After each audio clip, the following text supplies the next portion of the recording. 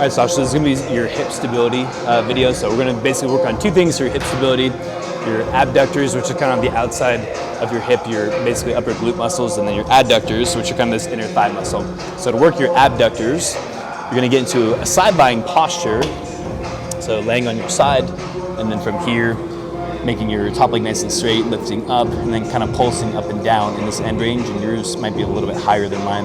I'm probably not as flexible as you, so you can probably get your leg a little higher.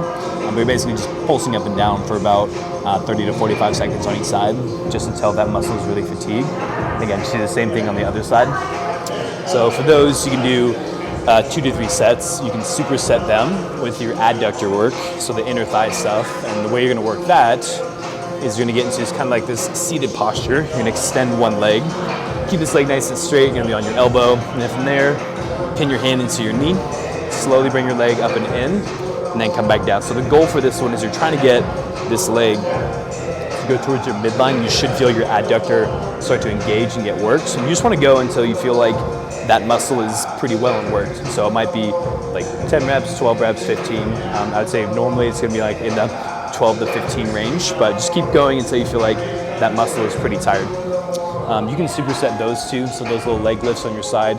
And this second exercise is called the upper Reynolds exercise. It's going to work your adductors.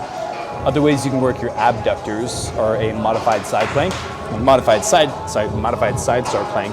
So when you're on your side, knees together, elbow on the ground, and you're basically going to come up into a side plank position and then split your legs apart. So from here, come up, try to lift your legs away from each other, and what this is going to do is work your abductor, so that kind of side butt muscle. You're going to hold for 20 to 45 seconds on each side, just until that muscle is really tired, and then do the same thing on the other side.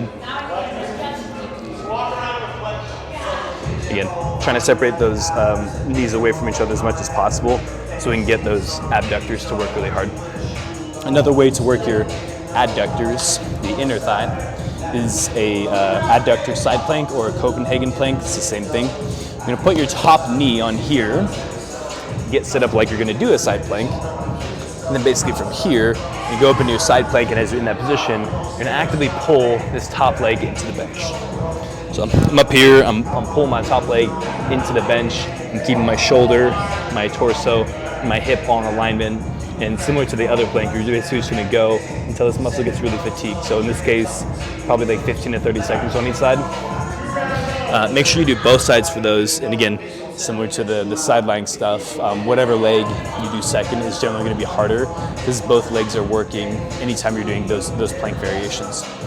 So for those, you can do either those side lying movements, 2 to 3 sets of each, 12 to 15 reps of each of those, or you can do these plank variations, 2 to 3 sets of each. For the side start plank, 20 to 45 seconds. For the adductor plank, 15 to 30 seconds on each side.